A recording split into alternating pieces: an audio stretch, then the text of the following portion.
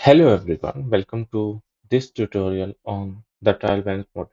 The trial balance basically provides a summary of all the ledger balances in one report. It helps you verify that the total debits and credits are balanced and give you a clear view of financial position for a selected period of time. Let's see how it works. So we have date filter. uh, you can use this filter to select the period of which you want to generate trial balance report. So, and then on the below we have trial balance report. Once the date range is selected, the system generates the trial balance report for that specific date. The report displays all account groups along with their balances and transaction totals.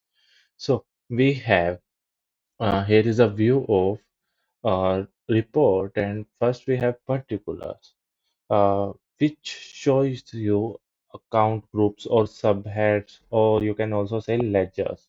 You can expand each group, and then you will see subheads or subgroups against each groups.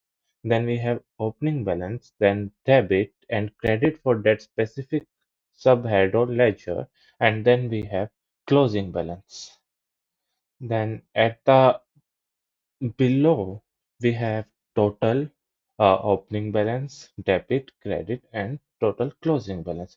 And on the right bottom, there is also a download button. On click of this button, you can download this report in the Excel.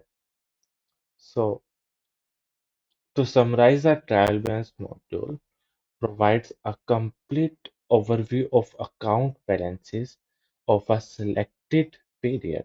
You can select the date range, expand account groups to view detailed ledgers, review opening balance, debit, credit, and closing balance, and export the ledger or export ledgers or report to Excel whenever needed using the download button.